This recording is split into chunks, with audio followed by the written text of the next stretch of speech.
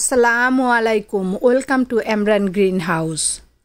ওয়ার্ল্ডের যে যেখান থেকে দেখছেন এবং শুনছেন কিংবা একটু পরে সময় সুযোগ করে দেখে নেবেন, সবার প্রতি রইল অনেক অনেক অভিনন্দন এবং ভালোবাসা।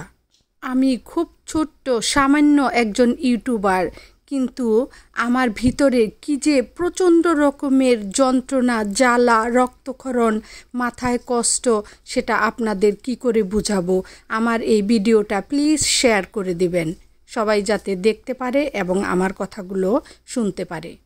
আমি প্রবাসিনী, একজন মা, আপনাদেরই আপু কিংবা ভাবি।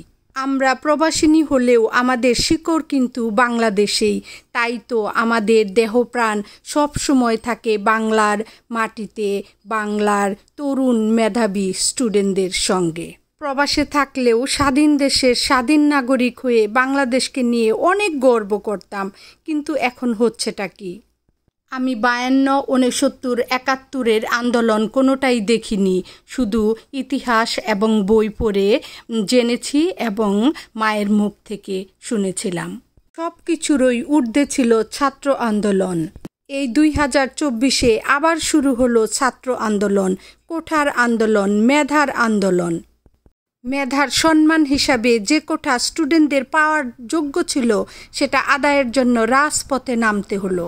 এটা বাংলাদেশের সকল ছাত্র ভাই বোনেদের ন্যায্য অধিকার।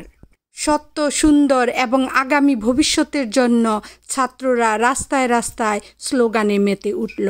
আর এই সুযোগে বাংলাদেশের সরকারি দলের কিছু কিছু বর্বর অত্যাচারিত সন্ত্রাসী পুলিশ গুলি চালালো তাদের বুকে।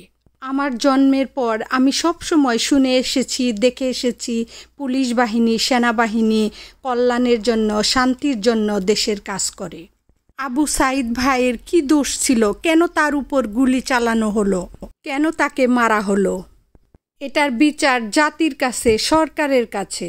প্রতিটা অভিভাবকই সন্তানদের বিশ্ববিদ্যালয়ে পাঠায় উচ্চ ডিগ্রি অর্জন করার জন্য, সেফ থাকার জন্য, কিন্তু গুলিবিদ্ধ হয়ে মারা যাওয়ার জন্য নয়। শুধুমাত্র আবু সাইদ ভাইকে মেরেই ক্ষান্ত হয়নি, রাজপথে শত শত তরুণ মেধাবী স্টুডেন্টদের গুলিবর্ষণ করেছে। এভাবে আরও কত শত শত স্টুডেন্ট ভাইদের মেরেছে, তার তো কোনো হিসাবই নেই। এখন বাংলার কালো পিচঢালা রাস্তা স্টুডেন্টদের রক্তে লালে লাল। বাংলার প্রতিটি রাস্তাঘাটে আনাচে কানাচে স্টুডেন্ট ভাই বোনেদের উপরে অনেক অন্যায়, অত্যাচার, নিপীড়ন চলছে। এগুলো বন্ধ করুন প্লিজ। আমরা আর কোনো রক্ত দেখতে চাই না, আর কোনো মৃত্যু দেখতে চাই না। আমি এটাও জানি সময়ে সব কিছুই ঠিক হয়ে যাবে, কিন্তু যাদের পরিবারের সন্তান চলে গেছে তাদের অভাব কিভাবে পূরণ হবে?